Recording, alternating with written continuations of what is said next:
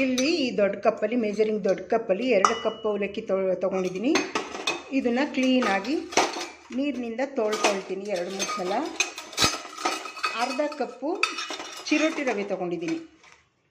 ಅರ್ಧ ಕಪ್ ಚಿರೋಟಿ ರವೆ. ಮೊದಲು ಇದನ್ನು ತೊಳ್ಕೊಳ್ತೀನಿ 2-3 ಸಲ ನೀರು ಹಾಕಿ.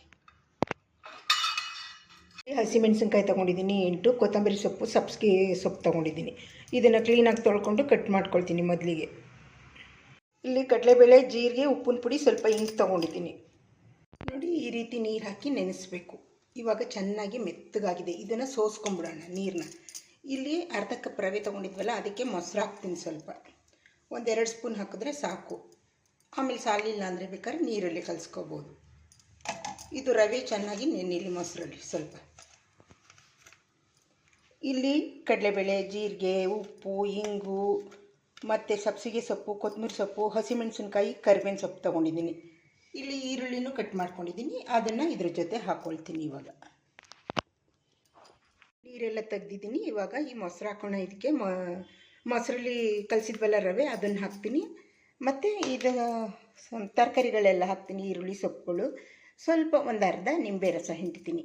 ಹಿಂಡ್ಬಿಟ್ಟು ಎಲ್ಲ ಮಿಕ್ಸ್ ಮಾಡ್ಕೊಳ್ತೀನಿ. ಮೊದಲಿಗೆ ಸ್ಟವ್ ಆನ್ ಮಾಡಿ ನೀರು ಕಾಯಕ್ಕಿಟ್ಟಿದ್ದೀನಿ. ಸ್ವಲ್ಪ ನೀರು ಹಾಕಿದ್ದೀನಿ, 1 ಲೋಟದಷ್ಟು ನೀರು ಕಾಯಕ್ಕಿಟ್ಟಿದ್ದೀನಿ. ಇಲ್ಲಿ ಇಡ್ಲಿ ಪ್ಲೇಟ್ಸ್ಗೆಲ್ಲ ಎಣ್ಣೆ ಹಚ್ಚಿದ್ದೀನಿ. ನೋಡಿ, ಈ ರೀತಿ ಕಲಿಸ್ಕೋಬೇಕು. ಒಂದು ಸ್ವಲ್ಪನೂ ನೀರು ಹಾಕಬಾರ್ದು. ರವೆಗೆ ಮೊಸರು ಹಾಕಿರ್ತೀವಲ್ಲ ಅದೇ, ಮತ್ತು ಅವಲಕ್ಕಿ ನೆನೆಸಿರ್ತೀವಲ್ಲ ಅದೇ. ಈ ರೀತಿ ಉಂಡೆ ಕಟ್ಟಬೇಕು. ನಿಮಗೆ ಹೇಗೆ ಬೇಕು ಉಂಡೆ ಹಾಗೆ ಕಟ್ಕೋಬೇಕು. ಹೀಗೆ ಉಂಡೆನಾರು ಮಾಡ್ಕೊಳ್ಳಿ, ಚಪಾಟಿನಾರು ಮಾಡ್ಕೊಳ್ಳಿ.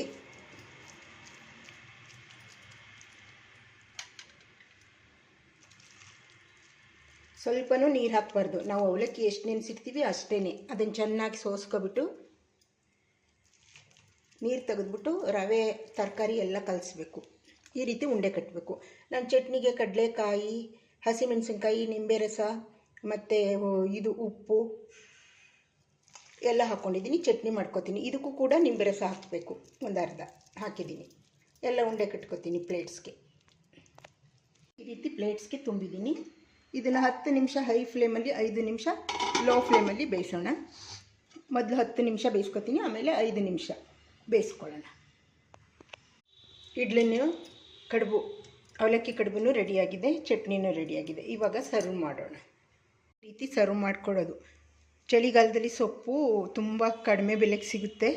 ಸೊಪ್ಪೆಲ್ಲ ತಿನ್ನಿ, ಆರೋಗ್ಯಕ್ಕೆ ಒಳ್ಳೆಯದು. ಈ ರೀತಿ ಚಳಿಗಾಲದಲ್ಲಿ ಅವಲಕ್ಕಿಯಿಂದ ಹಬೆಗಡುಬು ಮಾಡ್ಕೊಂಡು ತಿನ್ನಿ. ಯಾವ ರೀತಿ ಮಾಡೋದು ಅಂತ ನೋಡಿದ್ರಿ ಅಲ್ವಾ? ಈ ರೆಸಿಪಿ ನಿಮಗೆ ಇಷ್ಟ ಆದರೆ ಲೈಕ್ ಮಾಡಿ, ಶೇರ್ ಮಾಡಿ, ನನ್ನ ಚಾನಲ್ಗೆ ಸಬ್ಸ್ಕ್ರೈಬ್ ಮಾಡಿ. ಮತ್ತೆ ಬರ್ತೀನಿ ಹೊಸ ರುಚಿಯೊಂದಿಗೆ. ಬಾಯ್. ನಮಸ್ತೆ ಎಲ್ಲರಿಗೂ. ವೆಲ್ಕಮ್ ಟು SK ಮೈಸೂರು ರುಚಿ. ಈ ದಿನ ಅವಲಕ್ಕಿಯಿಂದ ಹಬೆಗಡುಬು ಯಾವ ರೀತಿ ಮಾಡೋದು ಅಂತ ತೋರಿಸ್ಕೊಡ್ತೀನಿ. ನೋಡ್ಕೊಂಬರೋಣ ಬನ್ನಿ. ಶುಂಠಿ ಬೆಳ್ಳುಳ್ಳಿ ಪೇಸ್ಟ್ ಹಾಕ್ಕೊಂಡಿದ್ದೀನಿ. 5 ಹಸಿಮೆಣಸಿನ್ಕಾಯಿ ಹಾಕ್ಕೊಂಡಿದ್ದೀನಿ. ಸ್ವಲ್ಪ 1 ಕಟ್ಟು ಕೊತ್ತಂಬರಿ ಸೊಪ್ಪು ಹಾಕಿದ್ದೀನಿ. ಕೊತ್ತಂಬರಿ ಸೊಪ್ಪು ರೈಸ್ ಅಂದಮೇಲೆ ಕೊತ್ತಂಬರಿ ಸೊಪ್ಪು ಜಾಸ್ತಿ ಹಾಕಬೇಕು. ಇದನ್ನು ನೀರು ಹಾಕ್ಕೊಂಡು ಪೇಸ್ಟ್ ಮಾಡ್ಕೊಳ್ತೀನಿ ನುಣ್ಣಿಗೆ. ಮೊದಲಿಗೆ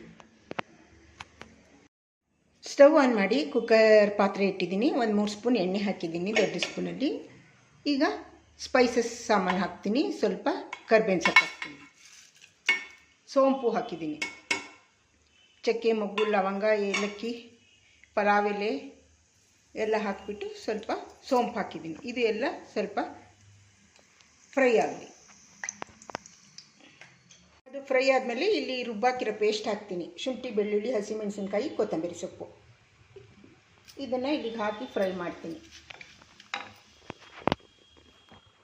ರುಬ್ಬಾಕಿರೋ ಪೇಸ್ಟ್ ಹಾಕಿ ಕುದಿಸಿದ್ದೀನಿ. ಸ್ವಲ್ಪ ಉಪ್ಪು ಹಾಕ್ತೀನಿ.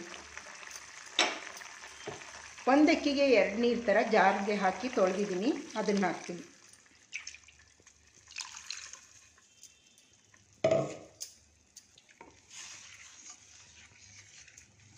ಇದು ಚೆನ್ನಾಗಿ ಕುದಿ ಬರಲಿ. ಸ್ವಲ್ಪ 1 ನಿಂಬೆಹಣ್ಣು ರಸ ಹಿಂಡ್ಕೊಂಡಿದ್ದೀನಿ. ಅಕ್ಕಿ 1 ಕಪ್ ತೊಳೆದಿಟ್ಕೊಂಡಿದ್ದೀನಿ.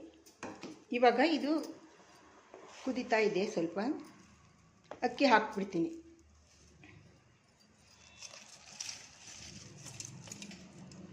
ಅಕ್ಕಿ ಹಾಕ್ಬಿಟ್ಟು ನಿಂಬೆ ರಸ ಹಾಕ್ಬಿಡ್ತೀನಿ. ಇದು ಚೆನ್ನಾಗಿ ಕುದಿ ಬಂದಮೇಲೆ ಮುಚ್ಚಳ ಮುಚ್ಚಿ 2 ವಿಷಲ್ ತಗೊಳ್ಳೋಣ. ನೋಡಿ ಈ ಥರ ಕುದಿ ಬಂದಿದೆ. ಇವಾಗ ಒಂದು ಸಲ ಈ ಥರ ಕೈ ಆಡಿಬಿಟ್ಟು ಮುಚ್ಚಳ ಮುಚ್ಚಿ 2 ವಿಷಲ್ ತಗೊಂಡ್ರೆ ಕೊತ್ತಂಬರಿ ಸೊಪ್ಪಿನ ಪಲಾವ್ ರೆಡಿ ಆಗುತ್ತೆ. ವಿಷಲ್ ಬರಲಿ 2. ಬೇಯಿಸಿರೋದು ನೀರನ್ನೆಲ್ಲ ಬೇಯಿಸಿರೋ ಬದನೆಕಾಯಿ ಹಾಕ್ಕೊಂಡಿದ್ದೀನಿ. 2 ಬದನೆಕಾಯಿ ಬೇಯಿಸ್ಕೊಂಡಿದ್ದೆ, 1 ಹಸಿಮೆಣಸಿನ್ಕಾಯಿ, ಕೊತ್ತಂಬರಿ ಸೊಪ್ಪು. ಇದನ್ನು ಪೇಸ್ಟ್ ಮಾಡ್ಕೊಳ್ತೀನಿ. ಮಿಕ್ಸಿ ಜಾರ್ಗೆ ಹಾಕಿದ್ದೀನಿ, ಸ್ವಲ್ಪ ಪೇಸ್ಟ್ ಮಾಡ್ಕೊಳ್ತೀನಿ. ಇಲ್ಲಿ ಬೆಂದಿರೋ ಬದನೆಕಾಯಿ ರುಬ್ಕೊಂಡಿದ್ದೀನಿ. 1 ಸೌತೆಕಾಯಿ, 2 ಟೊಮೊಟೊ ಹಣ್ಣು ತೊಳ್ಕೊಂಡಿದ್ದೀನಿ. ಇದನ್ನು ಕ್ಲೀನಾಗಿ ಸಣ್ಣದಾಗಿ ಕಟ್ ಮಾಡ್ಕೊಳ್ತೀನಿ. ಇದನ್ನು ಸಿಪ್ಪೆ ತೆಗೆದುಬಿಟ್ಟು ಕಟ್ ಮಾಡ್ಕೊಳ್ತೀನಿ. ಈಗ ಮೊಸರು ಬಜ್ಜಿಗೆ ಎಲ್ಲ ಕಟ್ ಮಾಡಿ ಹಾಕ್ಕೊಂಡಿದ್ದೀನಿ. ಬದನೆಕಾಯಿನೂ, ಹಸಿಮೆಣಸಿನ್ಕಾಯಿ, ಕೊತ್ತಂಬರಿ ಸೊಪ್ಪು ರುಬ್ಕೊಂಡಿದ್ದೀನಿ. ಸ್ವಲ್ಪ ಉಪ್ಪಿನ ಪುಡಿ ಹಾಕೋಣ.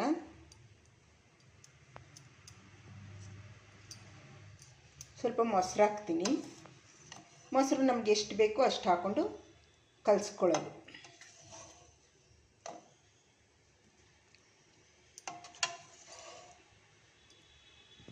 ಇವಾಗ ಎಲ್ಲ ಮಿಕ್ಸ್ ಮಾಡಿದ್ರೆ ಮೊಸರು ಬಜ್ಜಿ ರೆಡಿ.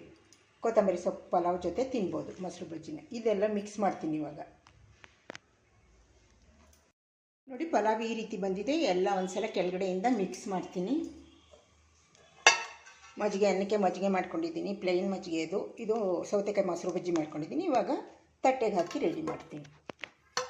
ನೋಡಿ ಕೊತ್ತಂಬರಿ ಸೊಪ್ಪಿನ ರೈಸ್ ಬಾತ್ ರೆಡಿಯಾಗಿದೆ. ಈ ರೀತಿ ನೀವು ಮನೇಲಿ ಸಿಂಪಲ್ಲಾಗಿ ಮಾಡ್ಕೊಳ್ಳಿ ಮೊಸರು ಬಜ್ಜಿ ಮಜ್ಜಿಗೆ.